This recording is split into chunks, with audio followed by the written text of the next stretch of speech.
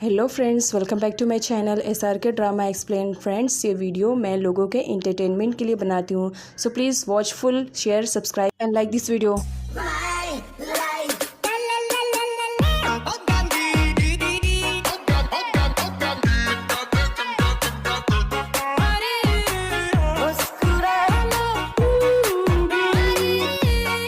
Part की starting वहीं से होती है जहाँ पर प्रीवियस पार्ट फिनिश हुआ था। लेक विन को जब किस कर रही थी तब साउ उसे देख लेती है। अब यहाँ पर साउ अच्छा खासा सीन क्रिएट करती है। वो लेक की बहुत ज़्यादा इंसल्ट करती है। बस इसी वजह से मुझे तुम पर ट्रस्ट नहीं था, क्योंकि मुझे मालूम है तुम मेरे प्यार विन को ज़रूर मुझसे छीनने की कोशिश करोगी। लेक के मना करने पर साउ गुस्से में लेक को विन की मिस्ट्रेस कह देती है और उसकी इंसल्ट करके वहाँ से जाने के लिए कह देती है और खुद विन का ख्याल रख रही होती है। लेक रोते हुए बाहर निकलती है जहाँ पर उसकी मुलाकात विन के बेस्टी पैट से होती है। पैट इस तरह लेक को रोते हुए देखता है तो रीज़न पूछता है। लेक नहीं बताती है, बस इतना बताती है कि विन की कंडीशन बहुत ही ज़्यादा ख़राब है, अभी तक वो होश में नहीं आया है, जिसकी वजह से विन को लेकर के मैं बहुत ज़्यादा परेशान हूँ। लेक के पास कॉल आता है, तब उसे मालूम पड़ता है कि उसके डैड की सिचुएशन कितनी ज़्यादा ख़राब है और वो हॉस्पिटलाइज्ड है और पूरी तरीके से पैरालाइज भी हो चुके हैं। अगले दिन में पैट लेक को एयरपोर्ट ड्रॉप करता है बैंकॉक के लिए। इधर मैट और कॉन्ग को भी मालूम पड़ चुका है कि लेक आ रही है। दोनों लेक के ही बारे में बातें कर रहे थे, तब वहाँ पर लेक सडनली पहुँच जाती है। दोनों शॉक में थे। लेक पूछती है कि आखिर डैड की सिचुएशन इतनी ज़्यादा अचानक से ख़राब कैसे हो गई, अभी कुछ टाइम पहले तो सब कुछ ठीक था। जहाँ पर कॉन्ग अपने प्लानिंग के अकॉर्डिंग काम करने स्टार्ट करती है और पूरा का पूरा ब्लेम डैड पर ही डाल देती है कि डैड इतनी ज़्यादा ओल्ड हो चुके हैं कि वो सही से स्टेयर्स पर चल भी नहीं पा रहे थे, बस पैर फिसलने की वजह से वो गिर गए और उनकी कंडीशन इतनी ज़्यादा ख़राब हो गई। विन की भी कंडीशन अब पहले से बेटर थी, इसी वजह से उसे भी हॉस्पिटल से डिस्चार्ज कर दिया गया था। जब अंजी विन को देखती है सडनली उसे डैड बोल के हक करती है। विन सडनली अंजी को अपनी गोद में उठा लेता है और उसे किस करता है। साउ इसे ऐसा करने से मना करती है कि अभी तो तुम हॉस्पिटल से डिस्चार्ज होकर आए हो। विन मना करता है, कोई बात नहीं। आगे विन को जब मालूम पड़ता है कि किस तरह लेक उसे हॉस्पिटल में ही छोड़कर चली गई थी तो बहुत ही ज़्यादा गुस्सा करता है। साउ की मेडिसिन देने पर भी वो नहीं खाता है। अगले सीन में यार्ड को दिखाया जाता है, जिसे मालूम पड़ चुका था कि विन की कंडीशन काफ़ी ख़राब है, इसी वजह से वो इस मौके का अपने प्रॉफिट के लिए फ़ायदा उठाता है और विन के फार्मिंग में आ करके खूब हंगामा क्रिएट करता है। जहाँ पर साउ अपनी डैड को रोकती है और यहाँ पर साउ अपने डैड को कहती है, ये सब आप क्या कर रहे हैं, आपको अच्छे से मालूम है कुछ टाइम के बाद मेरी और विन की शादी होने वाली है। क्या इस तरह से ट्रीट करते हैं अपने होने वाले सलीलों के साथ? डैड, मैं आपको समझा चुकी हूँ, विन से मैं बहुत ज़्यादा प्यार करती हूँ और बहुत जल्द हम एक दूसरे से शादी भी करने वाले हैं, तो इसी वजह से आपको हमारे मामले में इंटरफेयर करने की ज़रूरत नहीं है और विन को परेशान करना छोड़ दो। जिस पर यार्ड को गुस्सा आता है क्योंकि उसकी बेटी उसे खुद ही नहीं समझ पा रही थी, इसी वजह से वो साउ के सामने विन को गन पॉइंट पर रख लेता है और साउ से कहता है, अब पूछो क्या ये तुमसे शादी करेगा या नहीं। अगर इसने कहा कि ये तुमसे शादी करेगा तो फिर मैं सब कुछ सॉर्ट आउट करने के लिए तैयार हूँ, नहीं तो ये दुश्मनी चलती रहेगी। तब साउ विन से पूछती है शादी के लिए। विन के ना बोलने पर वो उसे गन पॉइंट पर रख देती है। तब विन मना कर देता है क्योंकि सच में विन साउ को प्यार नहीं करता है, वो लेक को भगाने के लिए बस उसका यूज़ कर रहा था। साउ को बहुत ही ज़्यादा बुरा लगता है, इसी वजह से वो विन को शूट कर देती है, लेकिन विन की जगह पर गोली अंकल को लग जाती है। सही टाइम पर पुलिस आ करके साउ को अरेस्ट करके वहाँ से लेकर के चली जाती है। अंकल को गोली लग चुकी थी, इसी वजह से वो दर्द में तड़प रहे थे। इधर यार्ड और नम दोनों बहुत ही ज़्यादा परेशान थे साउ को लेकर के, बिकॉज साउ को बेल नहीं मिल पा रही थी इस वजह से। लेक जब अपने रूम में आती है, उस रूम में किसी और का सामान रखा हुआ देख करके परेशान हो जाती है और साथ ही बेड पर कोई सोया भी था। लेक गुस्से में ब्लैंकेट हटाती है, किसने परमिशन दी मेरे रूम में सोने के लिए। यहाँ पर दिखाया जाता है वो बॉय कोई और नहीं, कॉन्ग का छोटा भाई है, जो कि एक प्ले बॉय टाइप का लड़का है और आए दिन किसी न किसी नई लड़की पर उसका दिल फिसलते रहता है और यहाँ पर लेक को देख करके वो फिसल जाता है। एक्चुअल में डैड की कंडीशन ख़राब होने का फ़ायदा कॉन्ग अच्छे से उठा रही थी और अपनी मॉम और अपने भाई को भी उसने अपने ही घर पर रख लिया था, जिसकी वजह से लेक मना करती है कि ये मेरा घर है, मैं अपने घर में किसी ऐरे गैरे को नहीं रख सकती हूँ, जिसकी वजह से कॉन्ग और लेक के बीच में बातों वाली फाइटिंग होती है। टॉम आता है और यहाँ पर वो लेक को बताता है कि डैड की विल के बारे में तुम्हें जान लेना चाहिए, बहुत ही इम्पॉर्टेंट है। सारे लोग एक साथ बैठे हुए थे। टॉम यहाँ पर विल के बारे में अनाउंस करता है। कॉन्ग खुश हो रही थी कि सब कुछ हमारे ही नाम पर होगा, आफ्टर ऑल मेरा हस्बैंड इकलौता जो है, इसी वजह से। लेकिन शौक में तो तब होती है जब उसे मालूम पड़ता है कि डैड ने विल में सब कुछ लेक के ही नाम कर दिया है, बिजनेस, प्रॉपर्टी, बैंक बैलेंस, सब कुछ। लेक सब कुछ संभालने से मना कर रही थी, जिस पर टॉम उसके डैड की उसे धमकी देने लगता है कि अगर तुमने मेरे कहने के मुताबिक काम नहीं किया तो तुम्हारे डैड, बहुत कुछ हो सकता है उनके साथ। अपने डैड की वजह से लेक कंपनी को ज्वाइन करने के लिए तैयार हो जाती है। नेक्स्ट सीन में दिखाया जाता है लेक को ना चाहते हुए कंपनी को ज्वाइन करना पड़ता है, जहाँ पर सारे लोग बहुत ही ज़्यादा खुश थे। एक नई बॉस पा करके। तो वहीं अपोजिट में विन को भी इन सब के बारे में पता चल गया था। वो भी लेग की कंपनी के सामने था। अब वो लेग को अपना दुश्मन मानने लगा था कि इसने भी चीट किया मुझे, मेरे ही दुश्मनों के साथ हाथ मिला लिया है। आगे लेग को दिखाया जाता है जो अपने डैड की पोजीशन पे थी और वो कंपनी को बहुत ही अच्छे से हैंडल करती है, मीटिंग को भी बहुत ही अच्छे से वो हैंडल करती है। आगे अंजी का कॉल आता है। अंजी रोते हुए लेग से बताती है कि उसकी डैड की कंडीशन बहुत ही ज़्यादा ख़राब है और इस वक्त वो पता नहीं कहाँ चले गए, जिसकी वजह से लेग परेशान हो जाती है और विन से मिलने के लिए जाने वाली रहती है। लेकिन टॉम उसे रोक देता है और उसे उसकी डैड की धमकी देने लगता है। सोचो अगर पुलिस स्टेशन में जा करके मैंने कंप्लेन कर दी कि तुम्हारे डैड के कहने पर मैंने विन को जान से मार देने की कोशिश की थी और अभी भी मारने वाला हूँ तुम्हारे डैड की वजह से, तो सोचो तुम्हारे डैड का क्या होगा। इसी वजह से कहीं पर भी जाने की ज़रूरत नहीं है। लेग के डैड की सिचुएशन के बारे में विन को भी मालूम पड़ चुका था। हॉस्पिटल में आ करके वो उन्हें अच्छा खासा टॉर्चर भी करता है और साथ ये भी कहता है कि आज जो कुछ भी उनके साथ हो रहा है सिर्फ और सिर्फ उनके कर्मा की ही वजह से हो रहा है। वो उन्हें और ज़्यादा टॉर्चर करता।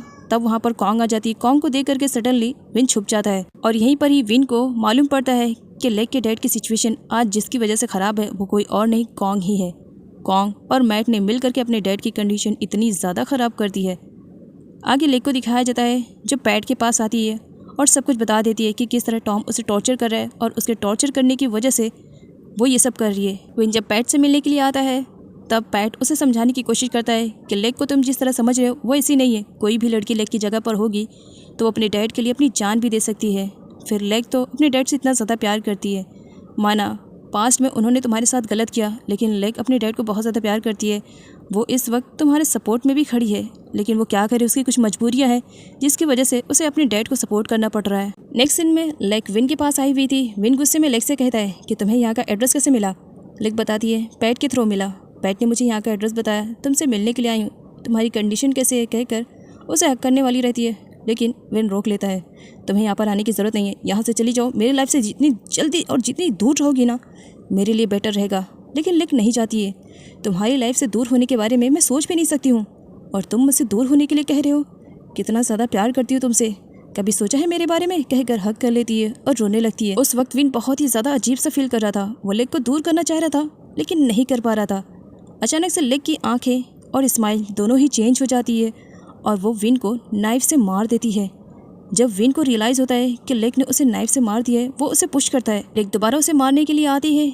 विन चिल्ला करके उठ करके बैठ जाता है बिकॉज ये उसका एक बहुत बुरा वाला ड्रीम था। ड्रीम की वजह से विन अलर्ट हो जाता है और वो अपनी लाइफ में दोबारा कुछ भी खोना नहीं चाह रहा था। इसी वजह से उसने डिसाइड कर लिया था कि वो लेग को भी नहीं छोड़ेगा। नेक्स्ट मॉर्निंग अपनी प्लानिंग के अकॉर्डिंग विन मॉन से मिलता है। एक्चुअली मॉन कॉन्ग की ही सिस्टर है बट कॉन्ग से वो बहुत ही ज़्यादा डिफरेंट है। वो बहुत ही ज़्यादा इनोसेंट और काइंड हार्टेड है। विन यहाँ पर उससे फ्रेंडशिप करता है और उसके घर पर आता है। घर का सीन तो बहुत ही ज़्यादा यूनिक था क्योंकि मॉन की मॉम यहाँ पर जुआ खेल रही होती अपनी फ्रेंड के साथ मिल करके। विन को देख करके सारे लोग ऐसा प्रोटेंड कर रहे थे कि मानो वो लोग तो जुआ कभी खेलते भी नहीं हैं। विन काफ़ी हैरान था क्योंकि उसने अपनी आंखों से देखा था। अब यहाँ पर मॉन की मॉम को दिखाया जाता है। वो तो विन के बारे में सब कुछ जानती थी लेकिन अब यहाँ पर उन्हें जब इस बारे में पता चलता है कि विन बहुत ही ज़्यादा रिच बन गया है, उसका खुद का फार्म है, बहुत बड़ा बिजनेस है, तो उनके दिल में थोड़ी सी लालच तो आ ही गई थी। लेकिन फिर भी वो अपने फेस पर गुस्सा शो करते हुए मॉन से कहती है यही मिला था बॉयफ्रेंड बनाने के लिए, कोई दूसरा बना लेती ढंग का, ज़्यादा बेटर रहता। अब यहाँ पर मॉन की मॉम को दिखाया जाता है जब बहुत ही रूड तरीके से विन से बात करती है। तब वहाँ पर एंट्री हो जाती है उस पर्सन की जो कि उस घर की ओनर रहती है। एक्चुअली मॉन की मॉम ने काफ़ी टाइम से रेंट नहीं पे किया है जिसकी वजह से वो घर खाली करवाने के लिए आई थी। लेकिन विन उन्हें अपना विजिटिंग कार्ड देता है और क्रेडिट कार्ड भी देता है जिस पर आंट का मुंह तो खुला का खुला क्योंकि विन की फार्मिंग बहुत ही ज़्यादा फेमस हो चुकी थी। इसी वजह से आंट बहुत ही ज़्यादा खुश हो जाती है। विन को मालूम पड़ता है कि मॉन की मॉम ने काफ़ी टाइम से रेंट पे नहीं किया है, इसी वजह से इन्हें घर खाली करना पड़ेगा। तब विन उनकी हेल्प करता है, सारे बचे हुए रेंट को वो क्लियर करता है। इवन 6 मंथ का वो एक्स्ट्रा पे भी कर देता है जिसकी वजह से अब मॉन की मॉम तो फुल लट्टू हो जाती है विन पर कि ये बहुत ही ज़्यादा रिच पर्सनैलिटी का है, अब तो कितना ज़्यादा अमीर हो गया और अगर इसकी शादी मेरी बेटी से हो जाएगी तब तो मैं और ज़्यादा अमीर हो जाऊंगी। और इसके बारे में वो कॉन्ग को भी बताती है और घर पे इनवाइट करती है कि जल्दी आ जाओ, तुम्हें विन से मिलाती हूँ। आगे मैट को तो कुछ और ही लग रहा था। वो कॉन्ग से कहता है अगर तुम्हारी लाइफ में कोई दूसरा लड़का आया ना तो सच बता रहा हूँ जान से मार करके उसे जेल चला जाऊँगा। जिस पर कॉन्ग उसे बताती है मेरे लिए नहीं है, मेरी सिस्टर के लिए चलना है मिलने के लिए। टॉम को वहाँ पर देख करके मैट गुस्सा करता है। तब कॉन्ग बताती है इसे मैंने बुलाया है, शांत रहो। अपना कुछ काम निकलवाना है तो टॉम से तो बात करनी ही पड़ेगी ना। अब तक जहाँ मॉन की मॉम विन को बिल्कुल भी लाइक नहीं कर रही थी, वहीं अब विन के लिए बहुत सारे डिशेस को भी बनाकर लेकर आती हैं और बड़े खुश होकर के विन को सब कुछ ट्राई करने के लिए कहती हैं। सिचुएशन का फ़ायदा उठाते हुए विन कॉन्ग और मैट से पूछ ही लेता है कि आखिर लेक कंपनी क्यों जा रही है। दोनों उसे बताते हैं क्योंकि डैड ने सब कुछ लेक के नाम पर कर दिया है और मैट के नाम पर कुछ भी नहीं। तब यहाँ पर विन के दिमाग में एक आइडिया आता है। वो कॉन्ग से कहता है, वैसे उन सारी प्रॉपर्टी में तुम्हारा भी तो कुछ हक बनता है, अगर तुम मुझे सपोर्ट करो तो हो सकता है मैं सब कुछ तुम्हें दिला सकता हूँ। कॉन्ग को आइडिया बहुत ही ज़्यादा पसंद आता है क्योंकि उसे किसी भी कंडीशन में बस पैसे चाहिए थे। कॉन्ग विन से कहती है, बट ये सब तुम करोगे कैसे? विन कहता है, सब मुझ पर छोड़ दो। मॉन विन को बाहर ड्रॉप करने के लिए आती है और रीज़न पूछती है, आखिर हमने तो तुम्हारे साथ कुछ भी अच्छा नहीं किया, फिर तुम इस तरह हमारे साथ इतना ज़्यादा अच्छा क्यों कर रहे हो? तुमने रेंट भी पे कर दिया है, वो भी 6 मंथ का एक्स्ट्रा। जिस पर विन कहता है, बस इस वजह से क्योंकि तुम्हारे फेस पे जो स्माइल आती है ना, बस वो बहुत ही ज़्यादा अच्छी लगती है मुझे, और तुम्हारे फेस पे वो स्माइल लाने के लिए मैं कुछ भी कर सकता हूँ, कुछ भी कर सकता हूँ। ये सुन करके मॉन खुश हो जाती है। काफ़ी टाइम के बाद विन जब पैट के ऑफिस जाता है तब पैट उससे कहता है, आजकल कहाँ बिजी हो, न सही से यहाँ पर आते हो न जाते हो, चल क्या रहा है तुम्हारे माइंड में? जिस पर विन कहते हैं, अपने प्लानिंग के अकॉर्डिंग काम कर रहा हूँ, लेक को बर्बाद करना है ना, कंपनी, बैंक बैलेंस सब कुछ, तो बस इसी के अकॉर्डिंग काम करना स्टार्ट कर दिया है। बहुत जल्द प्लान सक्सेसफुल भी हो जाएगा, देख लेना। लेक को तो मैं सड़क पर लेकर आऊँगा। आखिर उसकी हिम्मत कैसे हुई मेरे एनिमीज से हाथ मिलाने के लिए, जबकि वो कह रही थी कि वो हमेशा मुझे सपोर्ट करेगी। क्या इस तरह से मुझे सपोर्ट करेगी वो? इधर विलेज में जैसे तैसा करके याट अपनी पावर का यूज़ करके साउ को जेल से बाहर तो निकाल लाता है, लेकिन साउ के अभी भी जेल जाने के चांसेस बहुत ज़्यादा थे। इसी वजह से याट साउ को सजेस्ट करता है कि कुछ टाइम के लिए उसे आउट ऑफ कंट्री चले जाना चाहिए। साउ मना करती है, डैड के फोर्स करने पर उसे जाना पड़ता है, लेकिन पीछे वो अपना बदला याद रखती है कि उसे विन से बदला लेना है क्योंकि विन ने उसे रिजेक्ट जो किया। इधर विन के कहने पर कॉन्ग और मैट दोनों हॉस्पिटल आए थे डैड को विजिट करने के लिए। तब वहाँ पर लेक आती है। दोनों ही प्लानिंग के अकॉर्डिंग काम करना स्टार्ट कर देते हैं। मैट रोना स्टार्ट कर देता है और यहाँ पर वो लेक से रिक्वेस्ट करने लगता है, मैंने डैड के लिए कुछ भी नहीं किया ना, कभी उनका अच्छा बेटा नहीं बन पाया इस वजह से, क्योंकि कभी उन्होंने मुझ पर ट्रस्ट ही नहीं किया, कभी ऑफिस की जिम्मेदारी दी ही नहीं, उस लायक समझा ही नहीं। मैं कुछ करना चाहता हूँ, सारा बर्डन तुम पर अकेले रहेगा लेक, तुम कैसे हैंडल करोगी?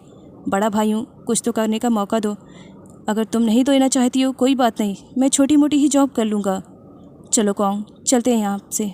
जिस पर लेक रोकती है, 1 मिनट, अगर बात ऐसी है आप अपनी लाइफ में सुधरना चाहते हैं देन कोई बात नहीं, आप कंपनी जाओ, आपको आपकी पुरानी वाली पोजीशन मिल जाएगी। ये सब कुछ विन की ही प्लानिंग थी। डैड को अचानक से होश आना स्टार्ट हो जाता है क्योंकि वो ये सारी बातें सुन चुके थे। वो नहीं चाहते थे कि कंपनी की कोई भी जिम्मेदारी मैट हैंडल करे, इसी वजह से वो लेक को बताना चाह रहे थे, लेकिन अनफॉर्चुनेटली वो कुछ बोल नहीं सकते थे। इधर मैट और कॉन्ग को कंपनी में वापस से अपनी पुरानी पोजीशन मिल जाती है। दोनों बहुत ही ज़्यादा खुश थे।